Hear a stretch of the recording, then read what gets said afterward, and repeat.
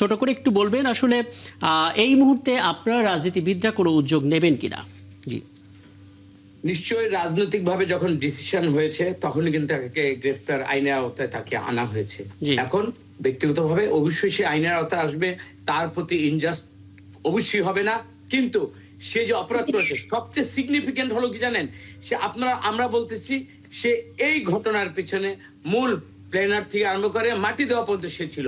তার মানে এটা সবচেয়ে বড়, সে কোনো পার্টি এমন না যে সে জানে না। সুতরাং আমি মনে করি তার থেকে প্রথম হলো জাতি আগে জানতে চাই, আমি দেখতে চাই শহীদ প্রেসিডেন্ট একটা মানে দেশপ্রেমিক মানুষকে কেন হত্যা করতে হলো এবং এই হত্যার সাথে কোন দেশ বা কোন ব্যক্তিরা কারা বেনিফিশিয়ারি, এটা কিন্তু আমার জানার মানে অদম্য একটা আমার আগ্রহ আছে। আমি চাই এটা ডিসক্লোজ হোক, জাতি জানুক, তারপরে সে সেনাবাহিনীর লোক, তার উপর কি বিচার হবে, কোর্ট মার্শাল হবে না সাধারণ আইনে হবে সেটা পরের ব্যাপার, ওই ডিসকাশনে আমি যাব না।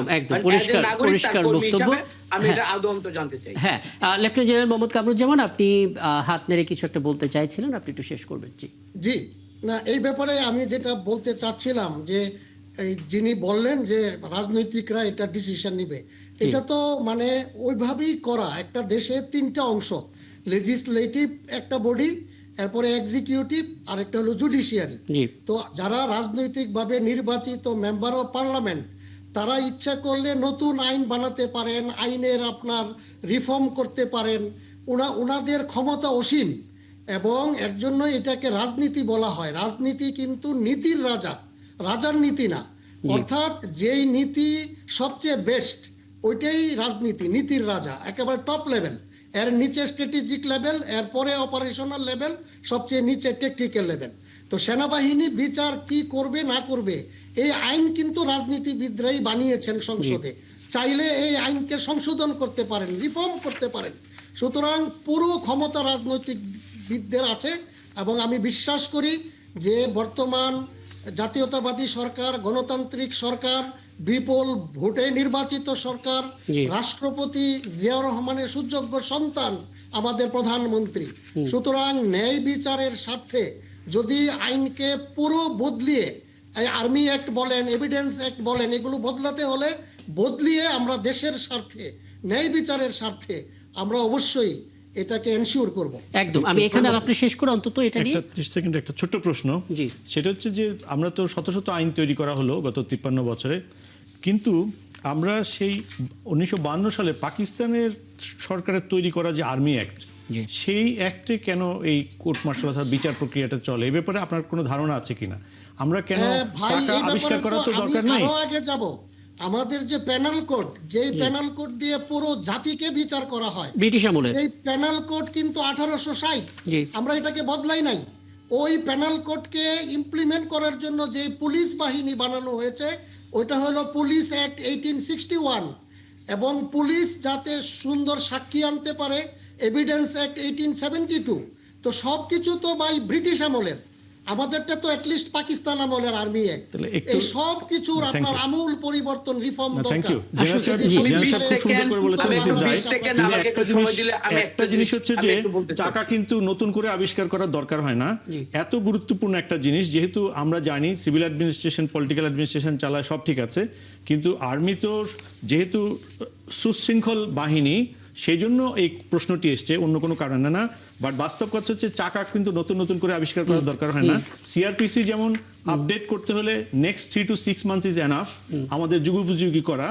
আর্মি অ্যাক্ট বলুন, অন্যান্য পারচেজ অ্যাক্ট বলুন, এটা বলুন, সে এভিডেন্স অ্যাক্ট বলুন, এগুলো যুগোপযোগী করার জন্য সকলের সম্মিলিত প্রচেষ্টা থাকা দরকার। এবং আমি যখন একটা ব্রিটিশ আমলের আইন রেফারেন্স করছি, তখন আমার মধ্যে এই বোধ থাকা উচিত যে পৃথিবীটা আমরা আধুনিকতার সামনের দিকে যদি যেতে হয়, তাহলে এত পিছনের আইনগুলো দিয়ে করা সঙ্গত না। আর কি আমরা সামনে যেতে পারি। আমাকে একটু 20 সেকেন্ড একটু সময় দেন। হ্যাঁ প্লিজ। কামরুজ্জামান ভাই যেটা বলছিলেন আমাদের পার্লামেন্টের সংখ্যাগরিষ্ঠ বা আইন পাল্টে, আমি এই ক্ষেত্রে বলতে চাই আমার আপনার সবার চেয়ে আজকের যিনি প্রধানমন্ত্রী ওনার বাবা, তো সুতরাং এবং ওনার ভিতরে কোনো জিজ্ঞাসা না, উনি সবসময় কিন্তু আর্মিকে ওন করেন, আর্মির সন্তান হিসাবে তারেক রহমান আর্মিকে আপহোল্ড করেন। আমার মনে হয় কোন সংখ্যাগরিষ্ঠতার জোরে বা প্রধানমন্ত্রীদের জোরে তারেক রহমান কোনো বিচার চাচ্ছেন না, বাট একজন অপরাধীর সর্বোচ্চ শাস্তি আইনের মাধ্যমে, যেখানে সেটা মার্শাল ল কোড হোক, বাংলাদেশের প্রচলিত আইনে হোক।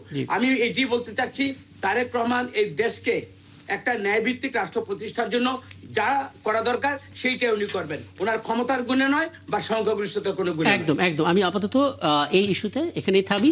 আমরা যেহেতু প্রধানমন্ত্রী নিয়ে কথা হচ্ছে, প্রধানমন্ত্রী একটা বক্তব্য শোনাতে চাই। তিনি বলেছেন যে আমাদের ভয়াবহ পরিস্থিতির মধ্য দিয়ে যেতে হচ্ছে, এখনকার যুদ্ধটা অনেক বড়। এখনকার বলতে উনি বোঝাচ্ছেন জুলাই পরবর্তী এই যে সময়টা আমরা পার করছি, এবং এই যুদ্ধে টিকে থাকতে গেলে আমাদের কি করতে হবে? ঐক্যবদ্ধ থাকতে হবে। মুশকিল হচ্ছে প্রধানমন্ত্রী যখন এমন বক্তব্য দিচ্ছেন, তখন আমরা জুলাই যোদ্ধাদের মধ্যে একটা অংশের শুনতে পারছি যে গণভোট নিয়ে সরকার প্রতারণা করছে।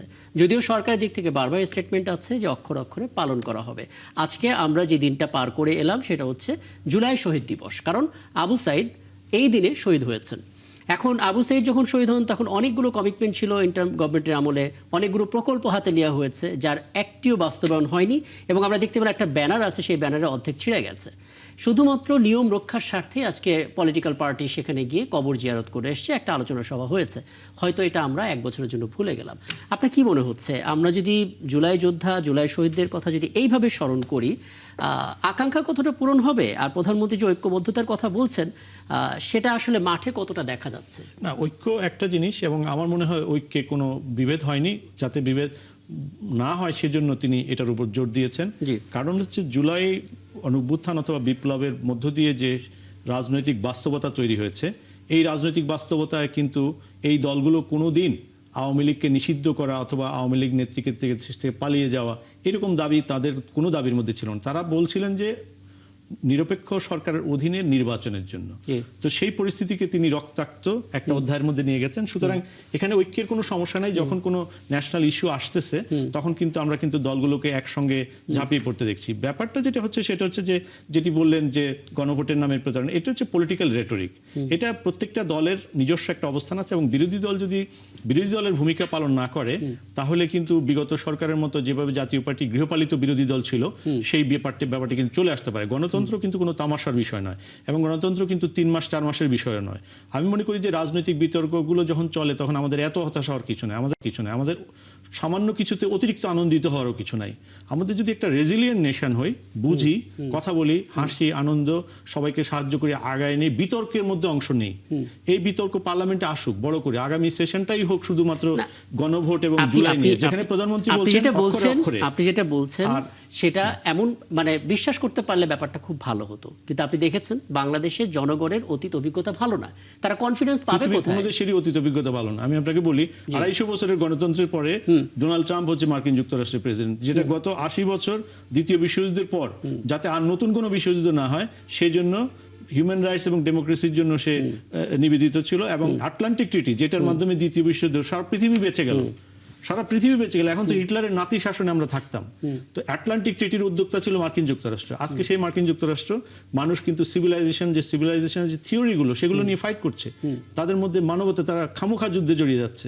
আজকে 400 বছরের ডেমোক্রেসির ফলাফল হচ্ছে সবচেয়ে অজনপ্রিয়, মাত্র 6 বছরের মধ্যে 4 বার প্রধানমন্ত্রী পরিবর্তন হচ্ছে ইংল্যান্ডে 7 বছরের মধ্যে। সো আমাদের গণতন্ত্র কোনো কিন্তু মানে বেড অফ রোজেস না। গণতন্ত্র হচ্ছে পাবলিকের ডিবেট, পাবলিক এতে অংশ নেবে, পাবলিক সরকারকে আনবে, সরকারকে অনাস্থা দেবে। সো এই ডিবেটের মধ্যে আমাদেরকে রেজিলিয়েন্ট হতে হবে। আমাদের বুঝতে হবে কথায় কথায় আমি সরকারের পদত্যাগ অথবা এই ধরনের কথা বলার আগে, অথবা এই যে আপনি বললেন যে বিশ্বাসঘাতকতা, এটা কিন্তু আপনাকে পার্লামেন্টে অনেক আলোচনা করতে হবে। এবং বিরোধী দল যদি জনগণকে কনভিন্স করতে পারে, জনগণের মধ্যে একটা ব্যাপক জনমত তৈরি হবে। তখন সরকার যে জুলাই অক্ষরে অক্ষরে বলছেন প্রধানমন্ত্রী, তখন তিনি সরকারি দল বুঝিয়ে দেবেন যে অক্ষরে অক্ষরে কিভাবে হচ্ছে। এই যে কনস্ট্রাকটিভ ডিবেট, এটা যদি না থাকে তাহলে কিন্তু সংসদে যখন গঠনমূলক আলোচনা চলবে, উত্তপ্ত আলোচনা চলবে, ওয়াকআউট চলবে, সরকারি দলের মন্ত্রীরা বক্তব্য রাখবে, ব্যাখ্যা দেবেন, এবং জনগণ সন্তুষ্ট হবে অথবা হবে না। তখন আবার সন্তুষ্ট না হলে আবার পার্লামেন্টে আসবেন, আবার বাইরে গিয়ে আলোচনা করবেন। That is the beauty of democracy. এখানে অতিরিক্ত অস্থির হওয়া এবং অতিরিক্ত আনন্দিত হওয়া কিছু নাই। মনে করেন যে বিরোধী দল সরকারের পক্ষ থেকে সে আশাবাদ পাচ্ছে, ফিল করতে পারছে? দেখুন, আমাদের বিরোধী দল মানে হচ্ছে দেশদ্রোহিতা, আর সরকারি দল মানে হচ্ছে সমস্ত অন্যায়ের প্রতীক। এটা তো ডেমোক্রেটিক সিস্টেমে এই কথার কোনো মূল্য নাই। আচ্ছা, ডেমোক্রেটিক সিস্টেমে আপনি দেশের বিরোধী ষড়যন্ত্র এটা সেটা, একজন এমপি যে আছে, একজন এমপি তার বক্তব্যেরও অনেক মূল্য, এটা আমাদের বুঝতে হবে।